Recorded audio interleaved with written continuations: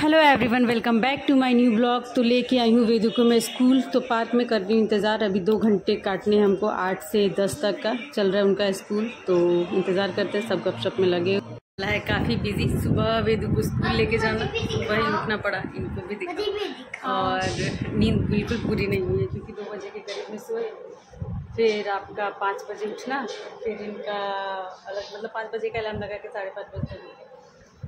और वेदू महाराज का स्कूल लेके जाना, वहाँ से लेके आई। उसके बाद इनको खिलाना पिलाना, सोचा कि मैं सोऊंगी थोड़ा सा, बट मौका नहीं मिला। और अभी निकलना है बैरकपुर के लिए, एक मीटिंग है। ये आँखों में पता नहीं कौन सा फिल्टर है, हम लोग की आँखें इतनी बड़ी बड़ी हो जा रही है, इसको चेक करके हटाना होगा। और क्या कहते हैं, आँख ऐसे ही तो जल रहा है। सोचा मैंने थोड़ा सा काजल लगा लेते, काफ़ी दिनों से काजल अप्लाई नहीं किया हुआ था। और तो जाएंगे बैरकपुर हम, और बैरकपुर से फिर आके शाम को एक और मीटिंग है डेंगू टीम को लेके, तो फिर वो मीटिंग करनी है। तो देखते हैं कितना समय लगता है। और दांत चूहा काट के लेके चला गया है। देखो मेरा दांत कितना सुंदर है, देखो। तो जो बच्चे बदमाशी करते हैं ना, उनके साथ ऐसा ही होता है।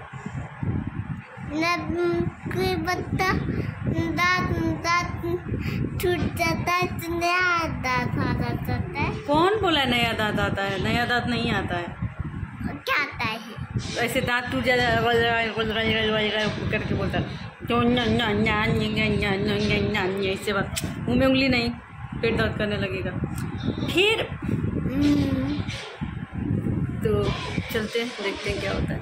वेदू को 2-3 घंटे का फिर मिस करने वाली, क्योंकि मुझे पता रहता है कि मेरे जाने के बाद ये घर पे क्या उत्पात मचाते हैं, ये भगवान ही जाने। इसी चीज़ की टेंशन लगी रहती है। अगर सो जाए तो बेहतर नहीं।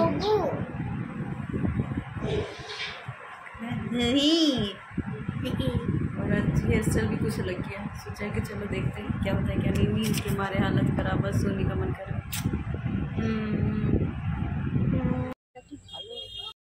रिकॉर्डिंग हो रहा है। तो रिकॉर्डिंग हो गया है, रुको पीछे जाइए।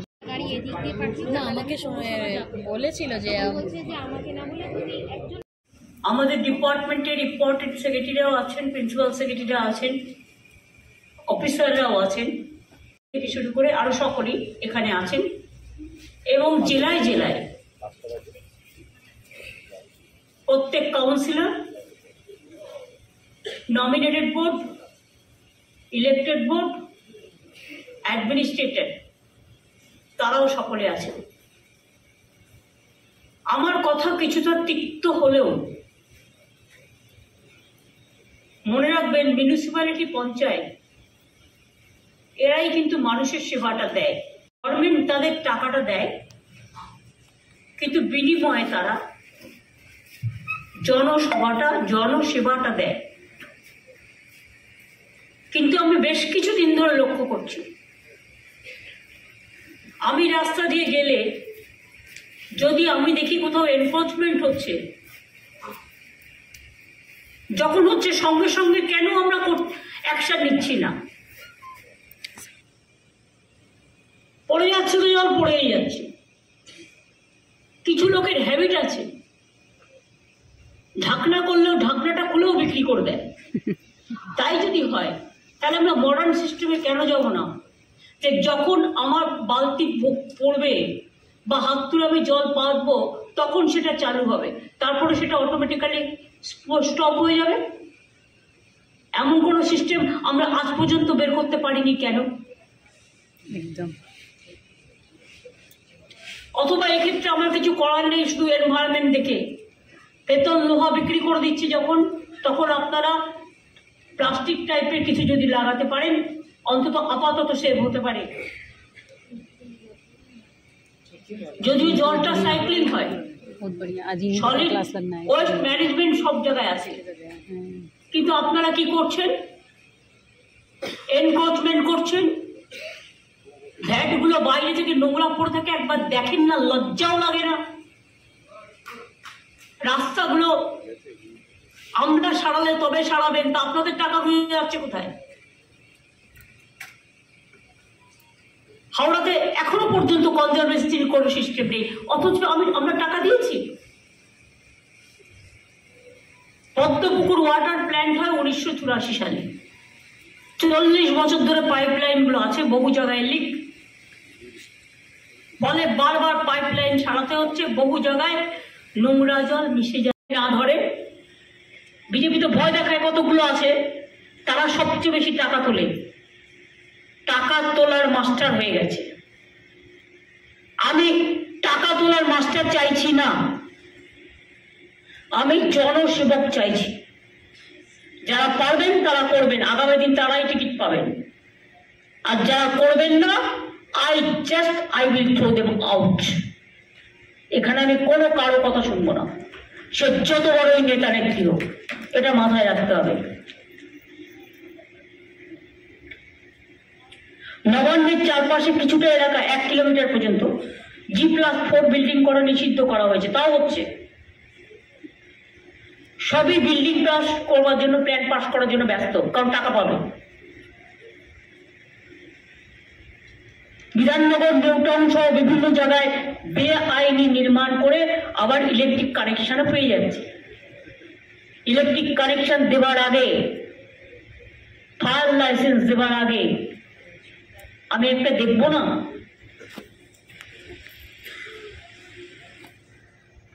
Let them submit all the paper on online, no problem. একটা অনলাইন পোর্টাল আমাদের অনেক ছিল, কিন্তু যদি কার্যকরী না হয়ে থাকে আরো স্ট্রং রাফ ভাষায় করো, যে ভাষাটা শুনলে কথা হবে।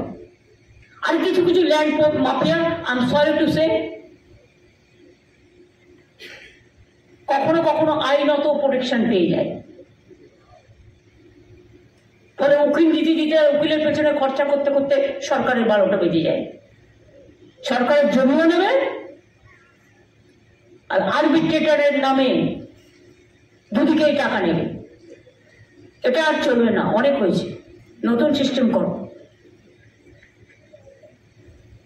রাস্তা ফুটপাতে এনক্রোচমেন্ট বেড়েই চলেছে, পুরো শহরে চোখ দিয়ে দেখে না, পুলিশও দেখে না, আমাকে একা দেখতে হবে, আর তারা পোস্টে থাকবে। যারা এগুলো দেখবে না তাদের সরিয়ে দেওয়া হবে কাজ থেকে।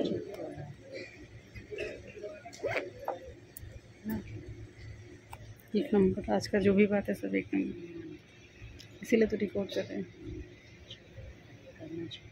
আনঅথরাইজড পার্কিং, রাস্তাতে গাড়ি, অটো, টোটো দাঁড়িয়ে থাকছে, ট্রাফিক জ্যাম হচ্ছে, অ্যাক্সিডেন্ট হচ্ছে, কিন্তু পুলিশ দেখেও দেখে না। আমি বললে তখন একবার সেভ লাইফ করে 7 দিন দেখানোর জন্য, তারপরে আবার যেমন ঘুমিয়ে পড়া, আবার ঘুমিয়ে পড়ে। রাস্তার জন্য 16,000 কোটি টাকা দেওয়া হচ্ছে।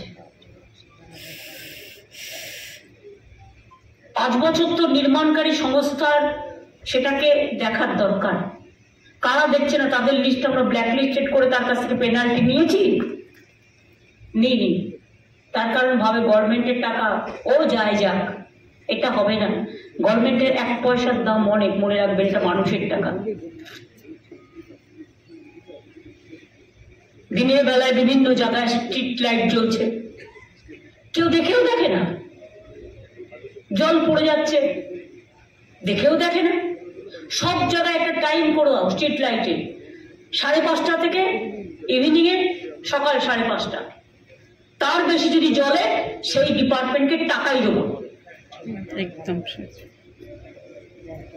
টাকা দেওয়া হচ্ছে বিদ্যুৎ ডিপার্টমেন্টের নামে, টাকাটা অন্য খাতে খরচ করছে, বিদ্যুৎ ডিপার্টমেন্টের খাতে খরচ করছে না।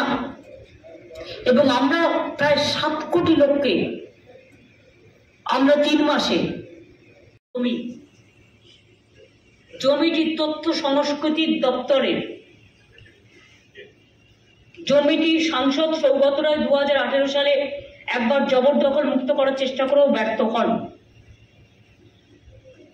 এটা ইনকোয়ারি হবে, খুঁজে দেখো কে করেছে ইচ্ছা মতো। তথ্য সংস্কৃতি পাঁচিল, তথ্য সংস্কৃতি পাঁচিল করছে না কেন? তথ্য সংস্কৃতি নিজে দেয় না, নিজের যে জায়গাগুলো আছে সবই কি আমি করবো? মনের মাথায় একদম যে যা পাচ্ছে যেখানে। আমি তো ডিএমদের বলেছি, আমি সোমবারের মধ্যে গোপালিকা তোমার কাছে রিপোর্ট অলরেডি সবার রিপোর্ট। সেই জমিগুলোকে আমরা যেভাবে বলেছিলাম এগোতে সেইভাবে এগো। রাজ্যের জমি কারো ব্যক্তিগত প্রপার্টি নয়, যখন ইচ্ছে যাকে বল, আরে আমি একটা রাজ্যের রেভিনিউ পাই, সেখান থেকে সেন্ট্রাল গভর্নমেন্ট টাকা দেয় না। কোত্থেকে চালাবো জানি না, 3 বছর ধরে ফেস করছি। তার মধ্যে আরো 5টা রাজ্যে সবকিছু আমাকে টানতে হচ্ছে। লক্ষ্মীর ভান্ডারও সে পাচ্ছে, স্বাস্থ্যসাথীও সে পাচ্ছে, বিনা পয়সা রেশনে সে পাচ্ছে। তো কোথা থেকে পাবো আমি এত টাকা? আমার কাছে তো সেই ট্রেজারই নেই যে আমি 5টা রাজ্যকে টানতে পারবো। থাকলে করে দিতাম। কেন্দ্রীয় সরকার তো আমাদের হাতে নেই, তারা তো আমাদেরই টাকা দেয় না। তো আমি 5টা রাজ্যকে টানবো কি করে? নিশ্চয়ই সে চিকিৎসা পাক আমরা চাই, আমাদের হসপিটালগুলোতে আসুক, পয়সা দিয়ে করবেন, কোনো অসুবিধা নেই। আমাদের ঘাড়ের উপরে আমি দেখছি যত বোঝা, এরপরে তো স্টেটটার আইডেন্টিটি নষ্ট হয়ে যাবে। জমি দখল করতে কাউন্সিলর না থাকলে আরো ভালো, তারাই ডাইরেক্ট করে নিচ্ছে। এসব হবে না। আমার কাছে কিন্তু প্রত্যেকটা রিপোর্ট আছে এবং আমি ইচ অ্যান্ড এভরিথিং জানি। সুতরাং কোথাও যদি চেঞ্জ করারও প্রয়োজন হয়, যারা নট এফিশিয়েন্ট, যারা এফিশিয়েন্ট সার্ভিস দিতে পারছে না, প্রয়োজন হলে লোকালি সার্ভে করে কাজের লোকেদের দায়িত্ব দেওয়া হোক। সেক্ষেত্রে আমাকে রিপোর্ট আমি চাই না, আমার লিস্ট চাই। আমি 10 দিন টাইম দিলাম, একটু তো টাইম লাগবে ভালো খুঁজে বের করতে। অনেক ভালো লোক আছে, ট্যালেন্টেড লোক আছে, যারা মানুষকে ভালোবাসে, কাজটা জানে। তাদের কিন্তু কাজে ইনভলভ করা হচ্ছে না।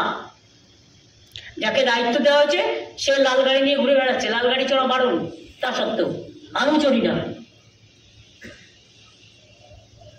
স্কুটার হাঁকিয়ে, পাইলট হাঁকিয়ে ঘুরে বেড়াচ্ছে। Though they are not entitled.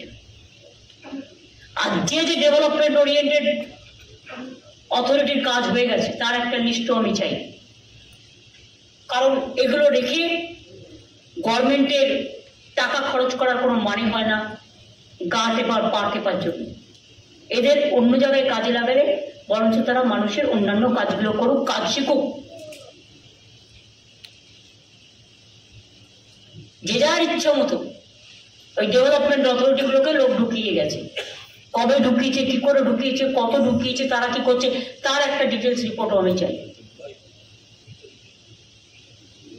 এবং এখানে আলাপনকেও আমি একটু বলছি, এই অথরিটিগুলোর ব্যাপারে, ডিটেলসটার ব্যাপারে তুমিও একটু কাজ করবে, তুমি একটু হেল্প করবে। গোপালিকা একা পারবে না, ডিটেলস নিয়ে আমাকে দেবে।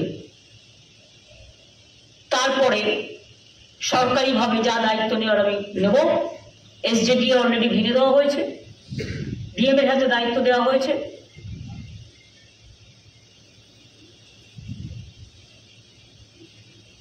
এইভাবে অন্যান্য জায়গাতেও। सारी चीज़ें तो एक तरफ हैं, और वे तो इस समय ट्रेंडिंग सॉन्ग जो है बहते हैं ना दोस्त बन के रहते हैं ना, सॉरी, तो उस पर काफ़ी एक्साइटेड है। और उनको मुंह जबानी ही सारी चीज़ें याद हो जाती हैं, जैसे रील्स देखते देखते इनको आदत हो जाता है। तो ये बोल रहे हैं कि इनके साथ एक सॉन्ग शूट करते हैं, तभी करते हैं। बोलो मम्मी, टीवी चालू कर दो। मम्मी मुझे मोड दे दो। मोड तो तुमने पटक पटक के ख़त्म कर दिया है। तो इनके साथ अभी टीवी पे लगे हुए हैं। जब ये गाएंगे तो फिर मैं रिकॉर्ड करूँगी। और काफ़ी भाग दौड़ हो गई आज, मतलब वहाँ से यहाँ, यहाँ से वहाँ, वहाँ से यहाँ, सुबह से बिना खाए पिए। ठीक है, फिर भी चलता है। और इसको मैंने सोचा है कि नहीं ठीक हो तो इसको चूल से मैंने बांध के देख सकते हैं कैसे चूल से बांधा हुआ है। तो बांध के इसको मैंने छोड़ दिया हुआ है। अब देखते हैं कब तक ठीक होता है। बहुत सारे मस्से मतलब निकल गए इधर, और मुझे लग रहा है वो होम्योपैथी मेडिसिन जब से मैंने स्टार्ट किया तब से और ज़्यादा निकल रहा है। नहीं की रहती तो शायद ठीक रहता है। इस बार जाके तो डॉक्टर का तो बैंड बजाना ही बजाना है, क्योंकि हर बार बहुत पोलाइटली बोल बोल के मैं थक गई। हर बार जाती हूँ, बोलता है हाँ একটু সময় লাগবে, একটু সময় লাগবে, आस्ते आस्ते করে যাবে। तो आस्ते आस्ते करते करते जा नहीं रहा है वो, और आ जा रहा है। तो चलते हैं एक बार उनसे भी विजिट कर लेते हैं। और उनको तो कैमरे में भी मैं लूँगी, डोंट वरी। तो अभी पहले देख